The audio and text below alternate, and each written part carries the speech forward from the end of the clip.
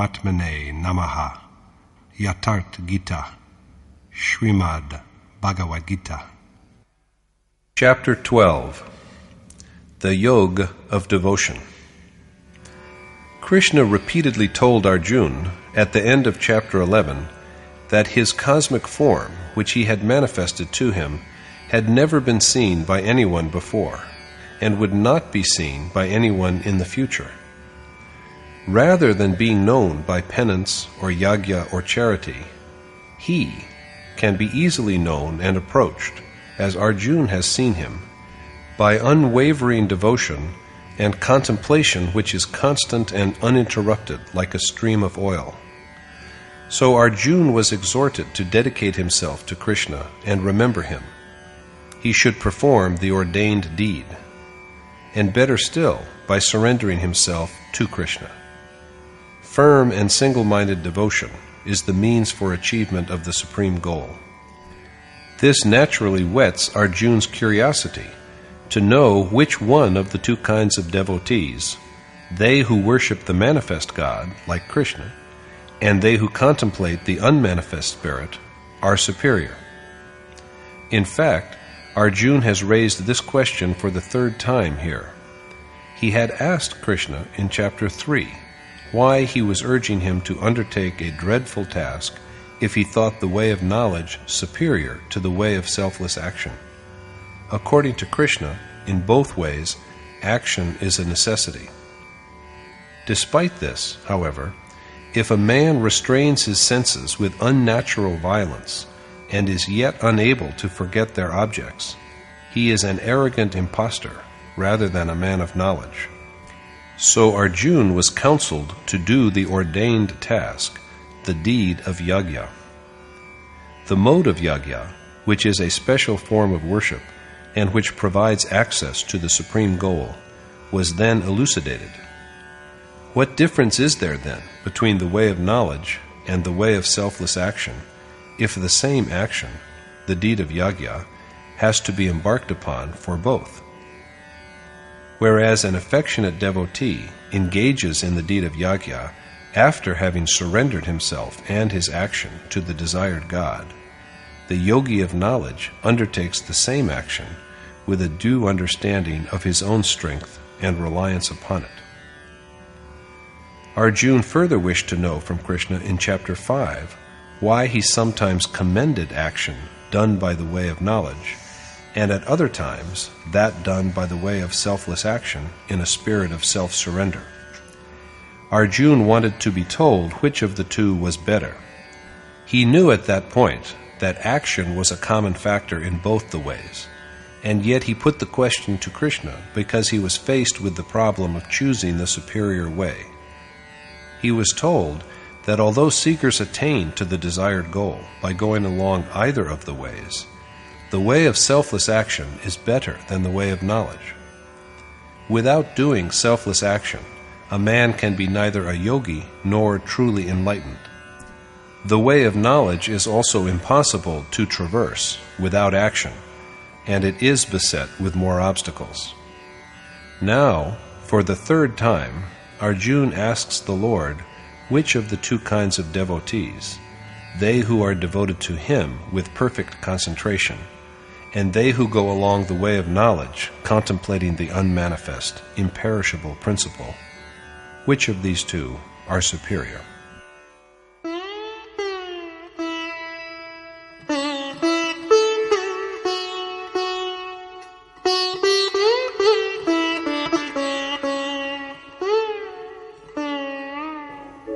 एवं सततयुक्ताये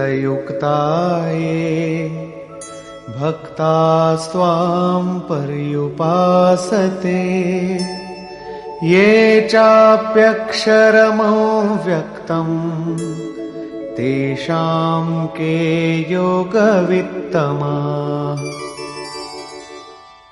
Arjuna said, "Which of the two kinds of steadfast devotees, they who always worship you in your embodied form, and the others who meditate upon your imperishable, unmanifest spirit, are superior in their mastery of yoga?"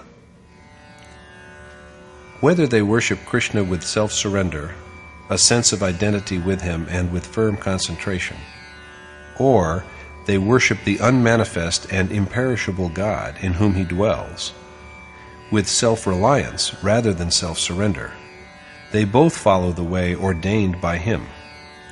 Which of the two, however, are superior? Krishna answers the question as follows.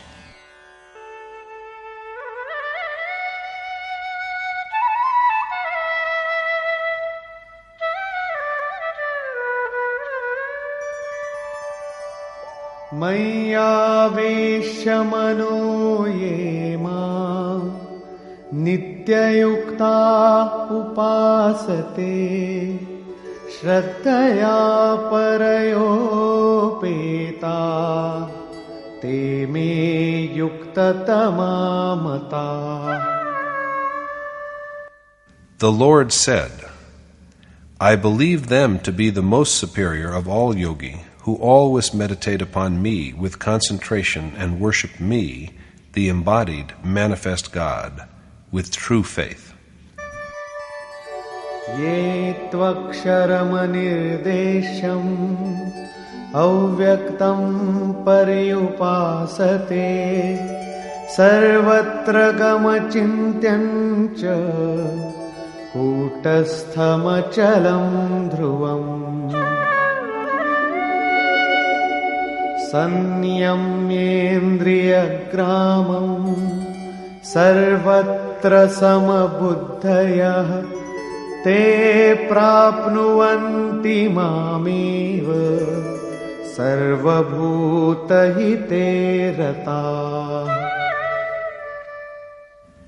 And they who restrain all their senses well always adore the Supreme Spirit who is beyond thought, all-pervading, indefinable, filled with equanimity, immutable and immovable, and formless, and indestructible, with total concentration, and who serve all beings, viewing them with an equal eye, attain to me.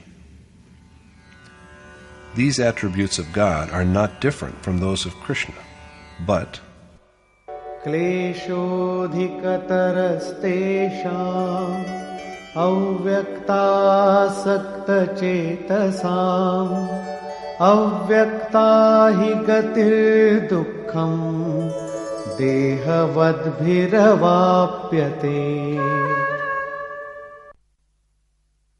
achievement of perfection by men who are devoted to the formless God is more arduous, because they who feel conceited because of their physical bodies find it more difficult to realize the unmanifest. Accomplishment is harder for worshippers who are devoted to the God who is devoid of all qualities, because of their attachment to their physical existence. Attainment of the unmanifest, formless God is most difficult as long as a worshipper takes pride in his birth and prowess. Yogeshwar Krishna was a godlike accomplished teacher, and the unmanifest God was manifested in him. According to Krishna, the seeker who, instead of seeking shelter under a sage, goes ahead with trust in his own strength, knowing his present situation and what it will be in the time to come, and with the awareness that he will ultimately realize his own unmanifest, identical self, begins to think that the Supreme Spirit is no different from him, and that he is, quote, him. Entertaining such thoughts, and without waiting for fulfillment, he begins to feel that his body itself is the real, quote, he. So he wanders about in the mortal world, the abode of sorrows, and at last comes to a dead end. But this is not so with the worshipper who goes ahead under Krishna's gracious shelter. ये तु सर्वाणि कर्माणि मयि सन्न्यस्य मत्पराः अनन्येनैव योगेन मां ध्यायन्त उपासते तेषामहं समुद्धर्ता मृत्युसंसारसागरात् भवामि न चिरात् Partha मय्यावेशितचेतसाम्. And, O Parth Arjun, I soon deliver from the abyss of the mortal world my affectionate devotees who have set their minds on me, and who, coming under my shelter and dedicating all their action to me, ever contemplate and worship me, the manifest God. Krishna then prompts Arjuna to such devotion and throws light upon the way by which it may be accomplished.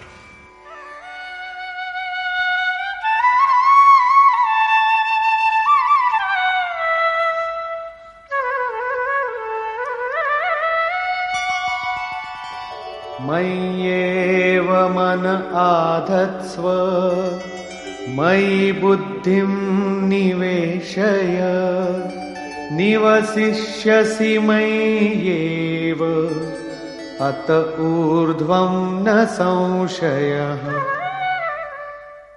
There is no doubt whatsoever that you will dwell in me if you devote and apply your mind and intellect to me. Krishna is conscious of his disciples' weakness, for Arjuna has confessed earlier that he considers restraining the mind as difficult as restraining the wind. So he hastens to add,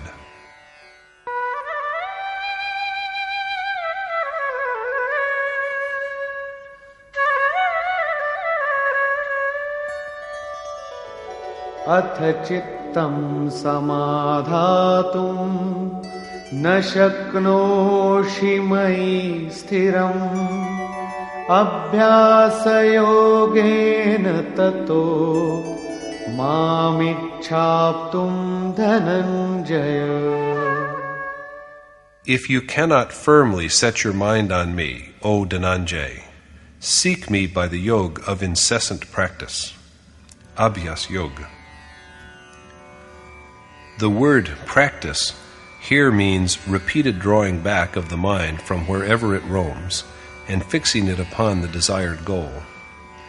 But if Arjuna is incapable even of this, he should just long for Krishna, only devote himself to his worship. If all his thoughts and actions are only for Krishna, he will have the fulfillment of realizing him. अभ्यासेऽप्य समर्थोऽसि मत्कर्म परमो भव मदर्थमपि कर्माणि कुर्वन् सिद्धिमवाप्स्यसि. In case you are incapable of even following the way of practice, you may yet secure fulfillment by the performance of actions which are meant only for me.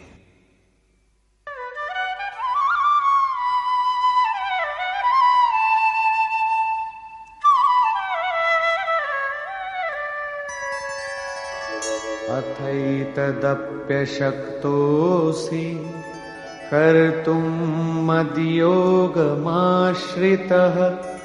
सर्वकर्मफलत्यागं ततः कुरु यतात्मवान्. In case you fail to accomplish even this, abandon all the fruits of action and take refuge in my yoga with a thoroughly subdued mind. If Arjuna cannot even do this, he should give up all desire of the rewards of action, as well as considerations of profit and loss, and with a sense of self-surrender, find shelter under some sage with an accomplished soul. The ordained action will then commence spontaneously under the prompting of this accomplished teacher.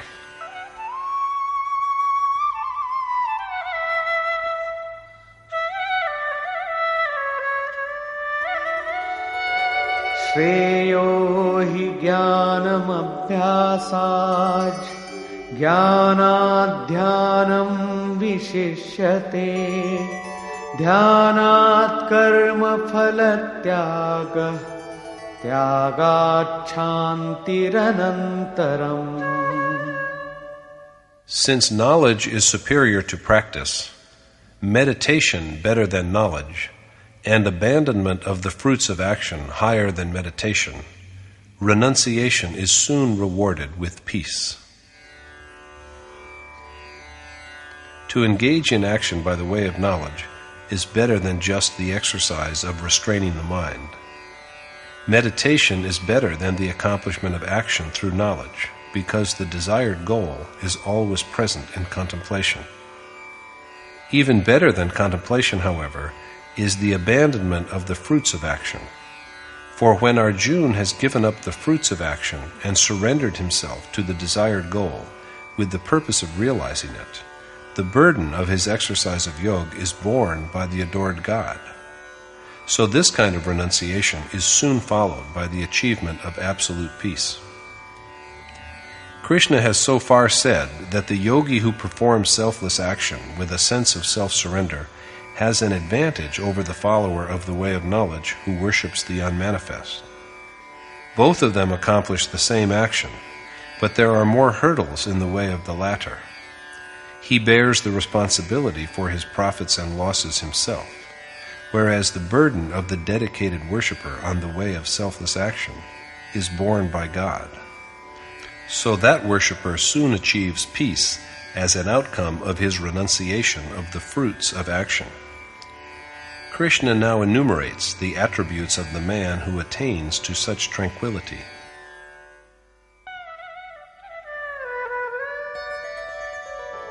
Adveshta sarvabhutanam maitrah karuna evacha nirmamo nirahankara samadukha sukha kshami santushtah satatam yogi yatatma dridha nishchayah mayyarpitamano buddhi yo madbhaktah same priyah. The devotee is dear to me who has malice towards none and loves all, who is compassionate and free from attachment and vanity, who views sorrow and joy equally and is forgiving, endowed with steady yoga, contented alike with both profit and loss, restrained in mind, and dedicated to me with firm conviction.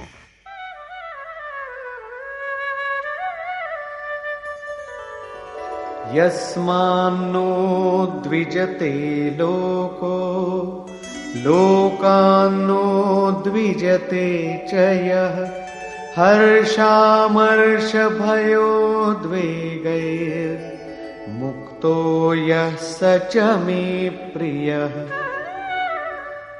The devotee is dear to me who does not upset anyone, nor is upset by anyone, and who is free from the contradictions of joy, envy, and fear. Apart from these qualities, this worshipper is also one who neither agitates any being, nor is agitated by any being, and who is free from joy, misery, fear, and all such distractions. Such a worshipper is beloved of Krishna. This verse is most salutary for worshippers, for they should so conduct themselves that they do not hurt anyone's feeling. They have to be so, although others will not act in the same way. Being worldly minded, they cannot but indulge in venomous fulminations. However, whatever they say to denounce and hurt the worshipper should not disturb and interrupt the seeker's meditation. Whatever they do, his thoughts should be steadily and constantly set on the coveted God. It is his duty to protect himself from the onslaughts of men who are, as it were, intoxicated and out of their senses.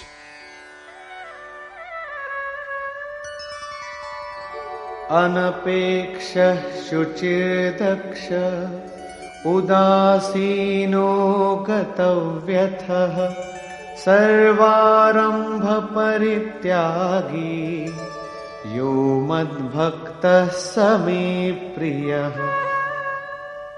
The devotee is dear to me who is emancipated from desire, pure, dexterous at his task, impartial, free from sorrow, and who has achieved the state of actionlessness. That man is pure who is liberated from desire.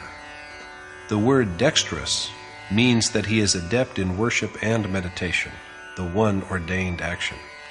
He is unaffected by fortune and misfortune, free from sorrow, and one who has given up all undertakings because there is left no worthwhile enterprise on which he can embark.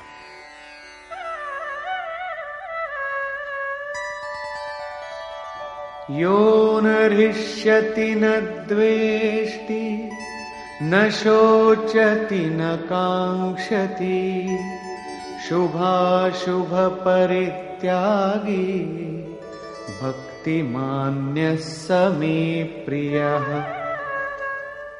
The devotee is dear to me who is neither joyous nor envious, neither troubled nor concerned, and who has given up all good and evil actions. This is the crowning point of devotion, when the worshipper is not wanting in anything that is worthy, nor in possession of anything that is impious. The worshipper who has reached this stage is dear to Krishna.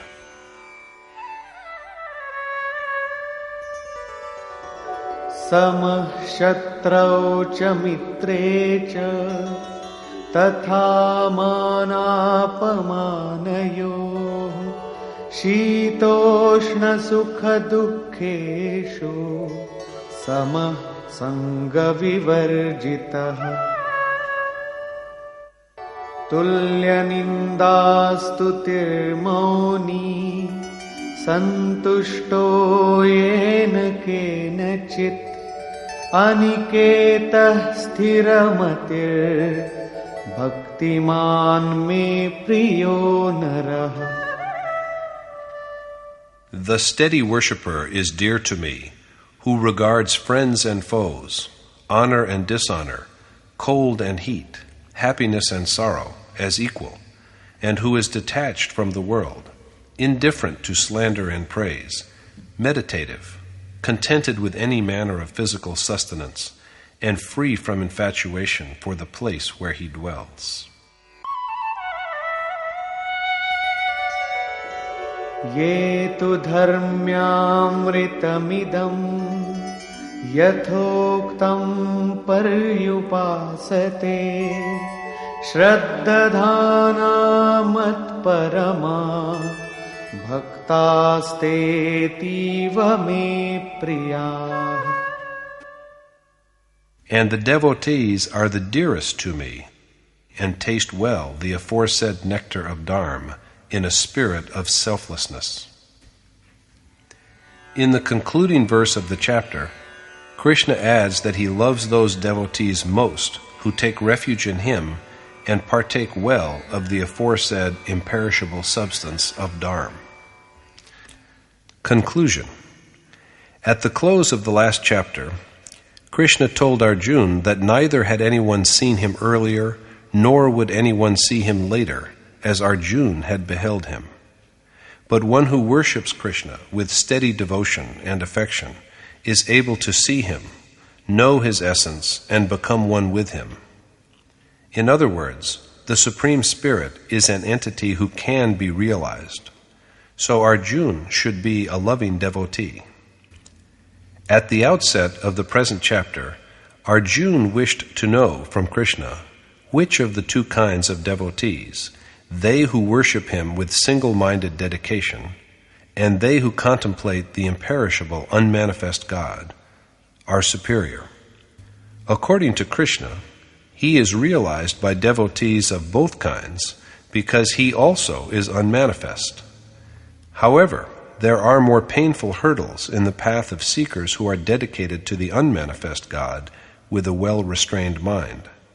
So long as the shell of the physical body remains, attainment of the formless God is painful, because this unmanifest form is attained only when the mind is thoroughly subdued and dissolved.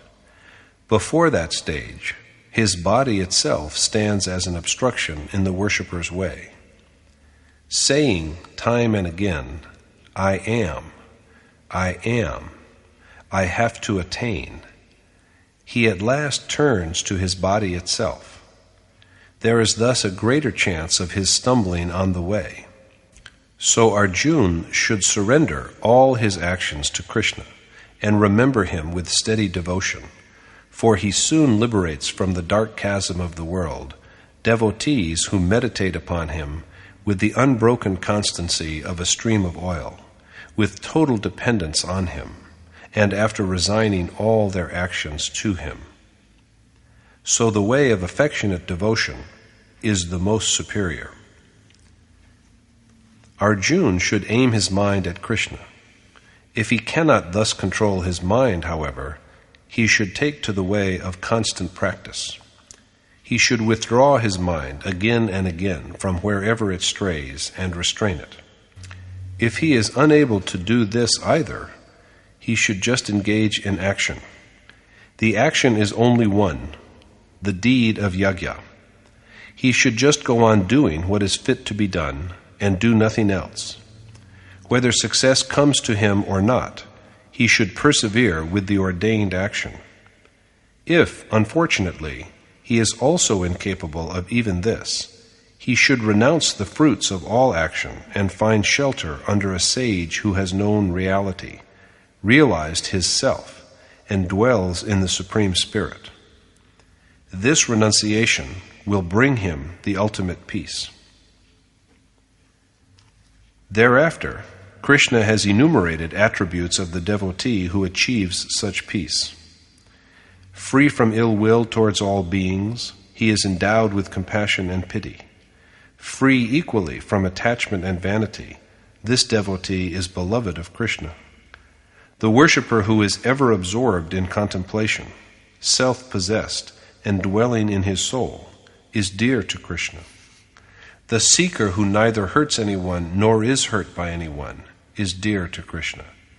The devotee who is pure, dexterous in his task, beyond all sorrow, and who has steered his way across by renouncing all desire, and good as well as evil actions, is dear to him. The steady, enlightened, and loving devotee who is equable and uncomplaining in both glory and ignominy, whose mind and senses are restrained and stilled, who is contented with any manner of living, and free from attachment to the body in which he dwells, is dear to him. This enumeration of the way of life of worshippers who have attained to the ultimate peace continues from the 11th to the 19th verse, which are therefore of great value to seekers.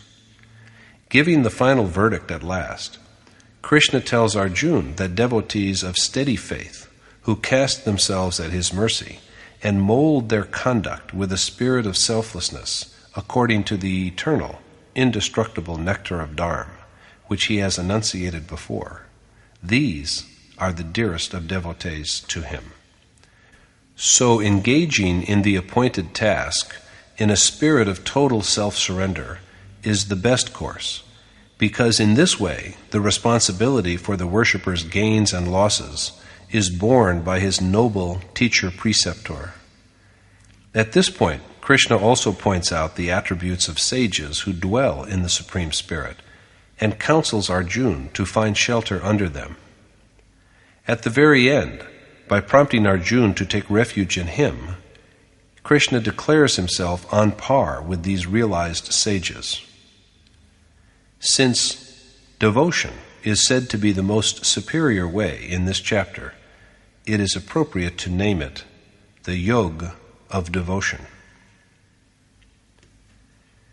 Thus concludes the 12th chapter in the Upanishad of the Srimad Bhagavad Gita on the knowledge of the Supreme Spirit, the discipline of yoga, and the dialogue between Krishna and Arjuna, entitled Bhakti Yoga, or the Yoga of Devotion. Thus concludes Swami Agdaranand's exposition of the 12th chapter of the Srimad Bhagavad Gita in Yatharth Gita. Hari Om Tat Sat.